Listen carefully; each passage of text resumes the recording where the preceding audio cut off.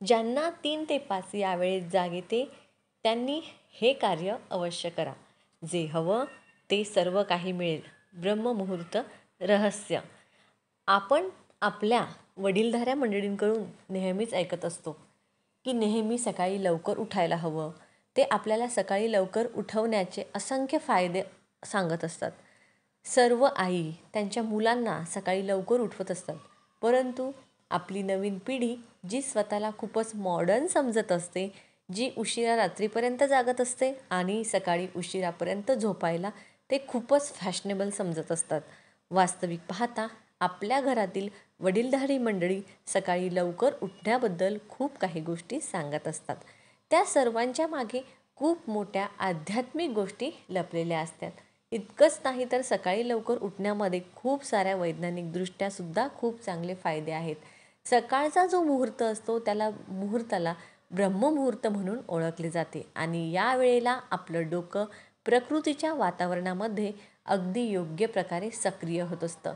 रोजच्या रोज सकाळच्या वेळेस जी जी प्रार्थना किंवा ध्यान केले जाते त्यामुळे सकारात्मकता आणि यश आपल्याला मिळत असतं. मित्रांनो, याच विषयावर आज एक कथा आहे. त्याचबरोबर ध्यान करण्यासाठी एक विधीसुद्धा आहे. आपण आजच्या व्हिडिओमध्ये तेच बघणार आहोत. या विधीचं जर तुम्ही 21 दिवस सलग पालन केलं तर तुम्ही तुमचे स्वप्न पूर्ण करू शकता. अशा व्यक्तीला ब्रह्मांडाच्या शक्तींशी विशेष मदत मिळू लागते. त्याचबरोबर त्या व्यक्तींचं मन स्थिर आणि तो व्यक्ती अत्यंत बुद्धिमान बनतो. चला तर मित्रांनो, आज या कथेमार्फत आपण जाणून घेऊया. एका वेळीची गोष्ट आहे. नारद मुनी जेव्हा आकाशमार्गाने चालले होते तेव्हा रस्त्यात त्यांना देवराज इंद्र भेटतात. तेव्हा देवराज इंद्र नारद मुनींना विचारतात, हे नारद मुनी, मी पाहिलं आहे की प्रत्येक मनुष्य जो सकाळी ब्रह्ममुहूर्तावर उठतो तो अत्यंत सुखी असतो. असं का आहे? नारद मुनींना या गोष्टीचे ध्यान नव्हते. ते म्हणाले, हे इंद्रदेव, मी तुम्हाला तुमच्या प्रश्नाचे उत्तर उद्या देईन.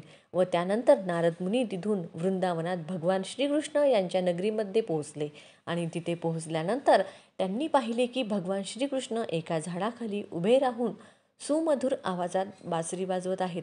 जसे नारद मुनी भगवान श्रीकृष्णच्या जवळ पोहोचले, श्रीकृष्णांनी बासरी वाजवणे बंद केले. त्यानंतर भगवान श्रीकृष्ण नारद मुनींना म्हणाले, हे मुनिवर, तुम्ही खूपच काळजीत दिसत आहात. तुम्हाला कोणत्या गोष्टीची काळजी आहे?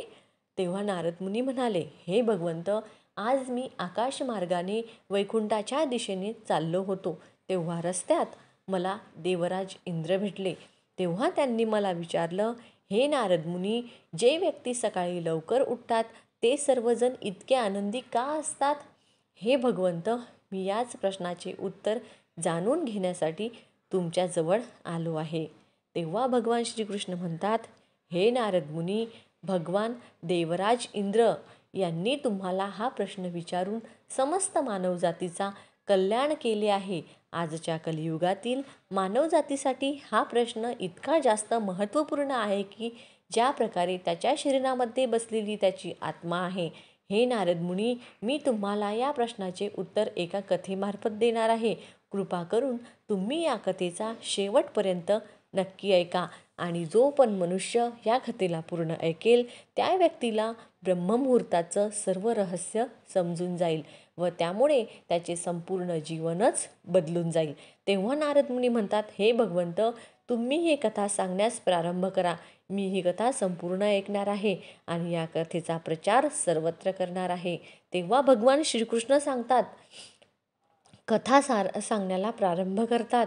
एका नगरीमध्ये एक मुलगा राहत होता. तो मुलगा स्वभावाने खूप चांगला होता, परंतु त्यालाही खूप वाईट सवय होती. तो सकाळी उशिरापर्यंत झोपत असे. त्याला सकाळी लवकर उठण्यासाठी अनेक प्रयत्न करण्यात आले, परंतु त्यामध्ये कोणालाच यश मिळाले नाही. तो मुलगा 9 वाजायच्या आधी कधीच उठत नव्हता. जेव्हा तो बालक होता तेव्हा त्याच्या परिवारातील लोकांनी विचार केला की हा जेव्हा मोठा होईल, समजदार होईल, तेव्हा त्याच्या सवयीमध्ये सुधारणा होईल. परंतु तो मुलगा जसा जसा मोठा होत गेला त्याची ही सवय आणखीनच वाढत गेली. किती काही झालं तरी तो मुलगा सकाळी लवकर उठत नव्हता. त्याच्या वडिलांना त्याच्या या सवयीची खूप जास्त चिंता वाटू लागली. त्या मुलाला असंख्यशा नकारात्मक शक्तीने घेतलं होतं. तो सर्व लोकांना उलट उत्तर करत असे, दिवसभर उदास राहत असे आणि यामुळेच याचा परिणाम त्याच्या स्वास्थ्यावर सुद्धा पडत होता. जेव्हा त्या मुलाला या गोष्टीची माहिती झाली की त्याची सर्व मित्र यशस्वी झाले आहेत, तेव्हा तो आणखीनच जास्त दुःखी झाला आणि देवाला दोष देऊ लागला. तो सारखा म्हणायचा की माझे नशीबच खराब आहे, परंतु त्याच्या वडिलांना हे खूप चांगल्या प्रकारे माहिती होतं की त्याचे असफल होण्यापाठीमागे कारण काय आहे. मित्रांनो, भगवान श्रीकृष्ण म्हणतात, हे नारद मुनी, एका दिवसाची गोष्ट आहे. ज्याच्या वडिलांना एका साधूबद्दल माहीत पडलं, तेव्हा ताबडतोब त्याचे वडील मुलाची ही समस्या घेऊन त्या साधूजवळ पोचले. वडिलांनी त्या साधूला मुलाच्या या सवयीबद्दल खूपच विस्तारपूर्वक सांगितले. तेव्हा त्या साधूने मुलाच्या वडिलांना सांगितले, तुम्ही उद्या तुमच्या मुलाला घेऊन माझ्या आश्रमात या. त्यानंतर वडील घरी निघून गेले. त्यांना माहीत होतं की त्यांनी जर सरळ मुलाला सांगितलं की तू जाऊन साधूला भेट, तर मुलगा कधीच तयार होणार नाही. त्यामुळे त्यांनी एक योजना बनवली. त्यांनी त्याच्या मुलाला जवळ बोलवलं आणि सांगितलं, तुझे सर्व मित्र त्यांच्या आयुष्यात यशस्वी झाले आहेत, मग तुला यशस्वी व्हायचं नाही का? तेव्हा मुलगा म्हणाला, हो बाबा, मला सुद्धा यशस्वी व्हायचे आहे, परंतु जेव्हा पण मी माझ्या मित्रांना त्यांच्या यशाच्या रहस्य विचारत असतो, तेव्हा ते मला काहीच सांगत नाहीत. मित्रांनो, भगवान श्रीकृष्ण म्हणतात, हे नारद मुनी, वडील म्हणतात, मला हे रहस्य कळले आहे की तुझे मित्र यशस्वी का होत आहेत. तेव्हा मुलाने खूपच उत्सुक स्वरात विचारलं, तुम्हाला काय समजलं आहे? कृपा करून मला सुद्धा सांगा. वडील म्हणाले, उद्या सकाळी तुला एका साधूच्या आश्रमात जाऊन त्यांना भेटायचं आहे. जर तू तिथे वेळेवर पोहोचलास तर ते साधू तुला एक असा मंत्र सांगणार आहेत की ज्यामुळे तू यशस्वी बनशील, परंतु एकच अडचण आहे. तेव्हा मुलाने विचारले, कोणती अडचण आहे? वडील म्हणाले, जेव्हापर्यंत तू झोपून उठशील तेव्हापर्यंत साधूला भेटण्याची वेळ संपून जाते. तेव्हा मुलगा म्हणाला, बाबा, मी पूर्ण रात्र जागाच राहील आणि सकाळी त्या साधूला भेटून येईल. तेव्हा वडील म्हणाले, ठीक आहे, परंतु एक गोष्ट लक्षात ठेव, तू नेहमी त्या साधूच्या आज्ञेचं पालन कर. वडिलांचे बोलणे ऐकल्यानंतर मुलगा अत्यंत उत्साहित झाला.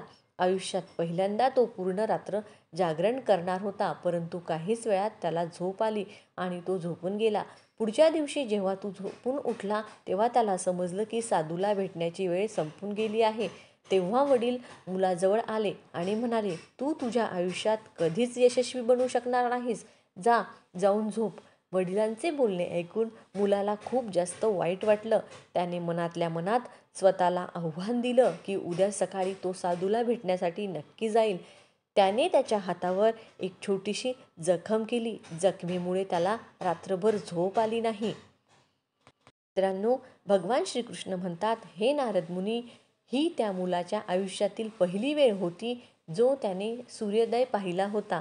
तो ताबडतोब तयार होऊन साधूला भेटण्यासाठी गेला. आज त्याला काहीतरी वेगळा अनुभव येत होता. तो स्वतःला खूप शांत अनुभवत चालत चालत जेव्हा तो मुलगा साधूच्या आश्रमात पोचला, तेव्हा तिथे गेल्यानंतर त्याने पाहिलं की साधू आणि त्याचे काही शिष्य ध्यान लावून बसले आहेत. भगवान श्रीकृष्ण म्हणतात, हे नारद मुनी, ध्यानाची वेळ समाप्त झाली तेव्हा तो मुलगा साधूजवळ पोचला आणि त्यांना प्रणाम करत म्हणाला, हे महात्मा, तुमच्याजवळ असा कोणता मंत्र आहे की ज्यामुळे मी माझ्या आयुष्यात यशस्वी होऊ शकतो? कृपा करून तुम्ही मला तो सांगा, मंत्र सांगा. मला सुद्धा माझ्या मित्रांप्रमाणे माझ्या आयुष्यात यशस्वी बनायचे आहे आणि एक चांगलं जीवन जगायचं आहे. मित्रांनो, भगवान श्रीकृष्ण म्हणतात, हे नारद मुनी, ते साधू हसले आणि म्हणाले, अच्छा, तू तोच बालक आहेस. तुझे वडील मला भेटण्यासाठी आले होते आणि त्यांनी मला तुझ्या विषयात सर्व काही सांगितले आहे. मी तुला तो मंत्र नक्कीच देईन असे सांगितले. परंतु मुलाने जेव्हा परंतु हा शब्द ऐकला तेव्हा तो घाबरला आणि म्हणाला, परंतु काय गुरुदेव? मित्रांनो, भगवान श्रीकृष्ण म्हणतात, हे नारद मुनी, जेव्हा तो साधू म्हणाला की तुला तो मंत्र नक्कीच सांगेल, परंतु तुला पुढचे 21 दिवस माझ्या आज्ञेचे पालन करावे लागेल. मी तुला तो मंत्र 21 दिवस झाल्यानंतर सांगेन.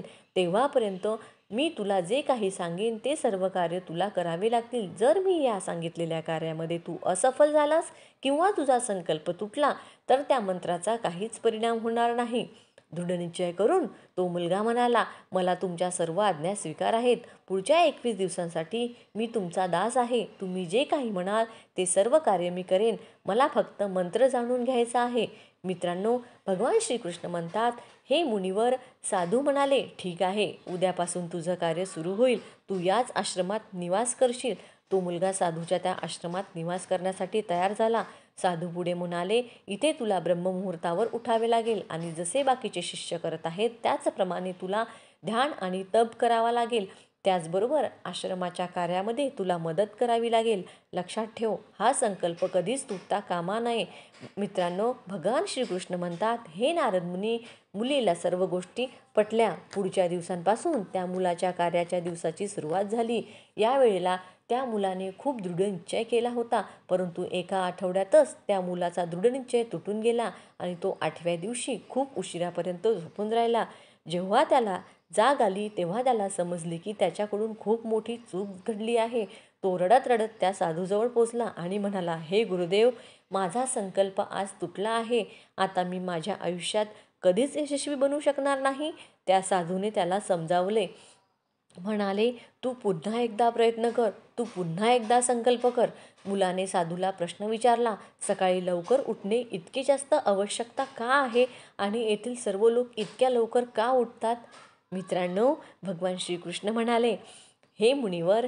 तेव्हा साधूंनी मुलीला समजावत सांगितलं, सकाळी ब्रह्ममुहूर्तावर उठण्यामागे खूप मोठं शास्त्र लपलेलं आहे. तेव्हा मुलगा म्हणाला, हे गुरुदेव, कृपा करून मला ते शास्त्र सांगा. तेव्हा ते साधू म्हणाले, रात्रीच्या 4 प्रहरांमध्ये वाटले गेले आहेत. पहिला रुद्रकाळ, ज्याची वेळ संध्याकाळी 6 वाजल्यापासून रात्री 9 वाजेपर्यंत असते. दुसरा राक्षस काळ, याची वेळ रात्री 9 वाजल्यापासून रात्री 12 वाजेपर्यंत असते. आणि तिसरा गंधर्व काळ, याची वेळ रात्री 12 वाजल्यापासून पहाटे 3 वाजेपर्यंत असते. आणि सर्वात शेवटी जो प्रहर येतो त्याला मनोहर काळ असे म्हणतात. या मुहूर्ताला ब्रह्ममुहूर्त किंवा अमृत वेळ असं सुद्धा म्हणतात.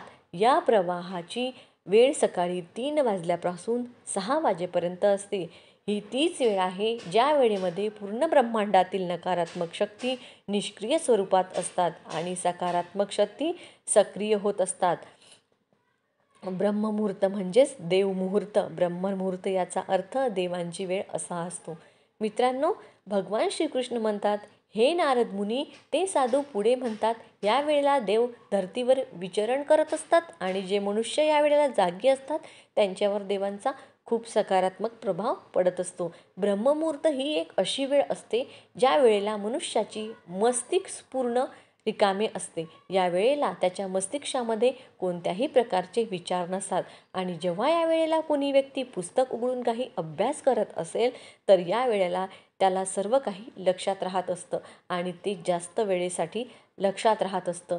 ही अशी वेळ आहे ज्या वेळेला आपण ध्यानाला समजण्याचा प्रयत्न करत असतो आणि म्हणूनच या आश्रमातील सर्व लोक आणि या संसारातील सर्व ज्ञानी आणि लोक ब्रह्ममुहूर्तावर उठत असतात. प्राचीन काळामध्ये प्रकाशाचे दुसरे कोणतेही साधन नसल्यामुळे लोक त्यांच्या दिवसाची सुरुवात आणि समाप्ती सूर्यासोबतच करत असत आणि ही एक अशी प्रथा आहे ज्यामुळे मानवी जीवन प्रकृतीसोबत ताळमेळ घालून जीवन जगत असतो. मित्रांनो, भगवान श्रीकृष्ण म्हणतात, हे नारद मुनी. तो मुलगा म्हणाला, ठीक आहे, उद्यापासून मी माझा संकल्प पुन्हा चालू करेन, परंतु ब्रह्ममुहूर्तावर उठून मला काय काय करायला हवं? तेव्हा तो साधू म्हणाले, ठीक आहे, मी तुला सांगतो की ब्रह्ममुहूर्तावर उठून काय काय आणि कसे करावे. सर्वप्रथम उठल्यावर धरतीवर पाय ठेवण्याआधी धरती मातेला नमस्कार करायला हवा. पुढे साधू म्हणतात, तुझ्या हाताकडे पहा आणि देवाला धन्यवाद दे. त्यांनी तुला आजचा सूर्योदय पाहण्याची संधी दिली आहे. त्यानंतर नित्यकर्म स्नान केल्यानंतर शरीराचीही नाही तर मनाची शुद्धता सुद्धा वाढत असते. स्नान केल्यानंतर ध्यानाची प्रक्रिया असते. ब्रह्ममुहूर्तातील ध्यानाची विधी 21 दिवसांपर्यंतची असते. या विधीचा उपयोग केव्हा केला जातो? जेव्हा तुम्ही तुमची मनोकामना पूर्ण करू इच्छित असता. ही अशी वेळ असते जेव्हा व्यक्ती त्याच्या आज्ञाचक्राला सक्रिय करण्याचे काम करत असतो. पुढे साधू म्हणतात, आज्ञाचक्र 2 भुवयांच्या मध्ये असते. जर या चक्रावर आपण काम करत असू आणि तुम्ही सतत तुमच्या मनोकामनेचा जप करत असाल तर 21 दिवसांच्या आतमध्येच तुमची ती मनोकामना पूर्ण होत असते. जर तुमच्या मनामध्ये कोणती मनोकामना अपूर्ण असेल आणि ती तुम्ही मनोकामना पूर्ण करू इच्छित असाल तेव्हा सर्वप्रथम त्या मनोकामनेचं स्पष्टीकरण करायला हवं. तुम्हाला काय हवं आहे या गोष्टीचा निर्णय करायला हवा. त्यानंतर ध्यानाच्या विधीला सुरुवात करायला हवी. ब्रह्ममुहूर्तावर स्नान केल्यानंतर एका अशा स्थानाची निवड करावी जिथे वायूचा प्रवेश होत असतो. ध्यानामध्ये शुद्ध वायूचं असणं अत्यंत गरजेचं असतं. ध्यान करत असताना तुमच्या पाठीचा कणा सरळ असायला हवा. त्याचबरोबर तुमची मानसुद्धा सरळ असायला हवी. सुखासनाच्या अवस्थेत दोन्ही हातांना गुडघ्यावर ठेवून डोळे बंद करून बसून राहावे. हाताची मुठी बंद करावी आणि 2-3 मिनिटांसाठी पूर्ण शांत राहावे.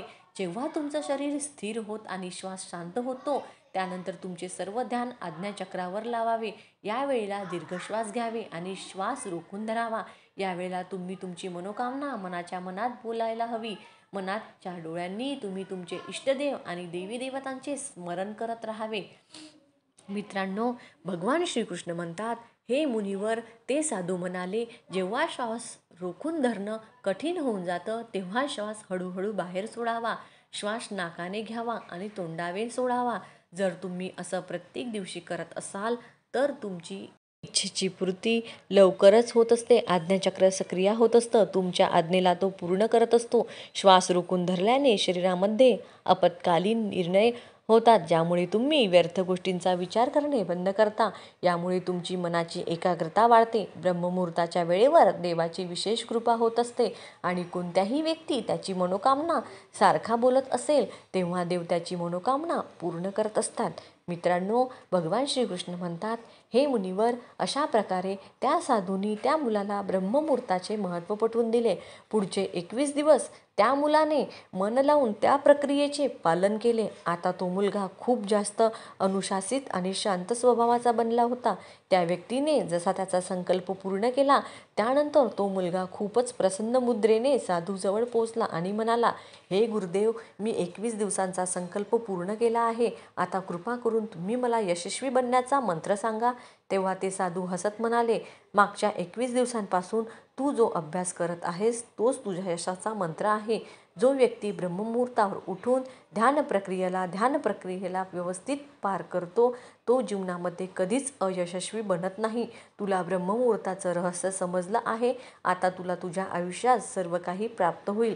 त्या मुलाने साधूचे धन्यवाद व्यक्त केले आणि आयुष्यभर ब्रह्ममुहूर्ताचं पालन करण्याचं आश्वासन साधूला दिलं. मित्रांनो, भगवान श्रीकृष्ण म्हणतात, हे मुलीवर, आता तुम्हाला समजलं असेल ब्रह्ममुहूर्त काय असतो. तेव्हा नारद मुनी म्हणाले, हे प्रभू, आता मला ब्रह्ममुहूर्ताचं संपूर्ण ज्ञान मिळालं आहे.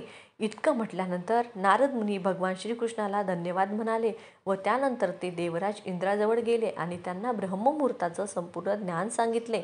मित्रांनो, जर तुम्ही सुद्धा तुमच्या जीवनामध्ये आपल्या प्राचीन परंपरेचे पालन करत असाल तर लवकरच तुमच्या आयुष्यातील सर्व अडचणी दूर होऊन तुम्हाला सुद्धा यशाची प्राप्ती होऊ शकते.